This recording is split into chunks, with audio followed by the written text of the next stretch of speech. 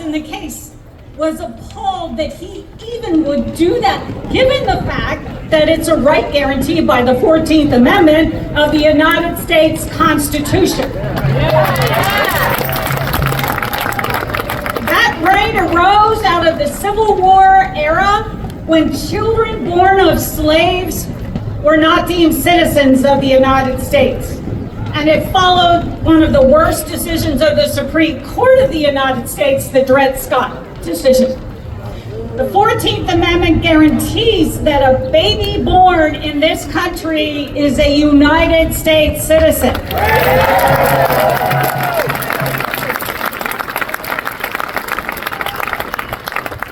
We're going to be in front of the Supreme Court of the United States, and you can bet we are going to make the best argument. We are going to tell the truth. We are going to speak truth to power. And the Supreme Court will uphold that constitutional right for all the children born in this country. Yeah. On day 3, President Trump outlawed federal funding to all states, red states, blue states. On day 4, the Democratic attorneys general did what? We sued, and we won.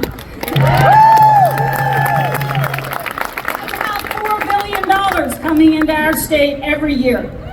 That's money for vital emergency services, for public safety, for health care, and for our basic rights. So we're going to keep that money flowing, and we're going to keep fighting.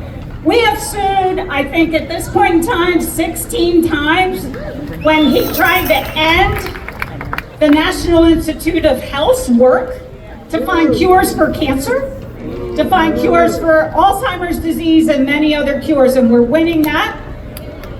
We sued when he tried to gut our public education system and do away with the concept of public education in our country.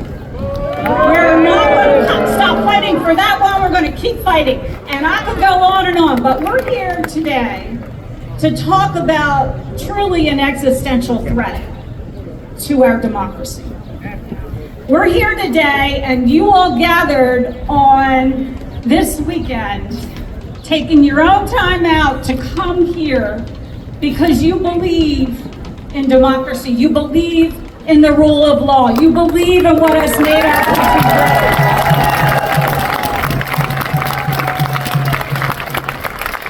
And in fact, each one of you has made our country great. We will not go back. We will only go forward.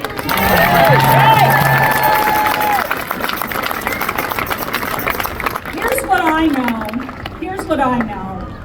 I know that if Trump invokes the Insurrection Act in the state of Delaware, he's going to have a heck of a fight on his hands.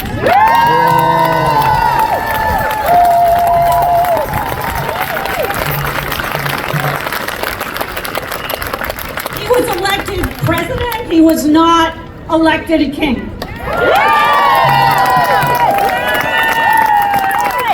And here's what we know from being students of history, every one of you, that tyranny begins with our silence.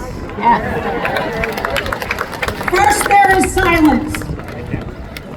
Then there is acquiescence. Oh, it's happening to somebody else. Then there is appeasement, like some of the law firms are appeasing you.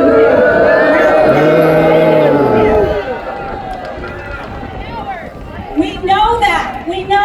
We are not going to stand with them. We are going to stand with those law firms who are saying no. We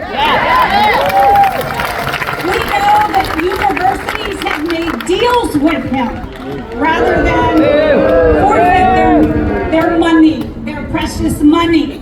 And we are saying you will not make a deal with him without a cost. And the cost is the will of the people. Appeasement is not the answer. Need I say more than Neville Chamberlain? Appeasement is not the answer. It will lead to more dictatorships than less.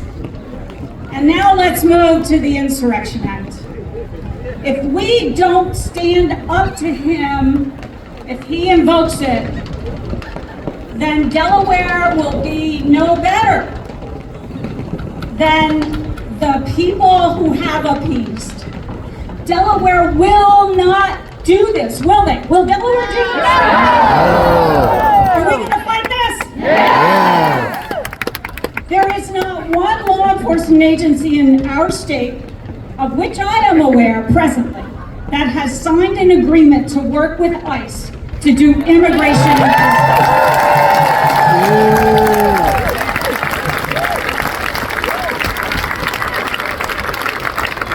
You've got law enforcement here today, and you know what they're doing?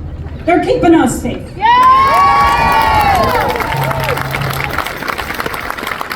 Whether they voted for us or not, they follow the rule of law. Right. And they believe in the Constitution of this great country. And if we are going to be great, we need to follow the rule of law, we need to follow their practice, and we need to fight for our country. Yeah. I think the governor just showed up. There he is over there. It's a tough battle. If he invokes that act, it is very broad, and Right he over there, gets a behind whole Free lot Gilmore. of power all at once. That's what happens. But his power is not limitless. His power is limited by the law, and we will fight him on the field of the law. We will fight him in that battle, and we will not give up. We do not want the military on our streets. No. We do not have an insurrection in the state of Delaware, do we? No. We are going to stand up, we are going to stand strong, and I know at the end of the day, we will prevail. But this fight is dependent on each and every one of you. Like you have shown up today, we got to show up every day. Like you are here because you believe, we have to believe every day. There will be no silence, there will be no acquiescence, and there will certainly be no appeasement in our state. Yeah. Let's stand up for the people who are most vulnerable in our state. If we don't stand up for them, who are we? Right? People who have no voice, people who can't fight for themselves. If we don't stand up for them, who are we? We know who we are. We're Delawareans. We're at work, and you will be stronger and better, and there will be 10,000 people the next time we meet. Thank you, Cheryl. Thank you, Indivisible Delaware, and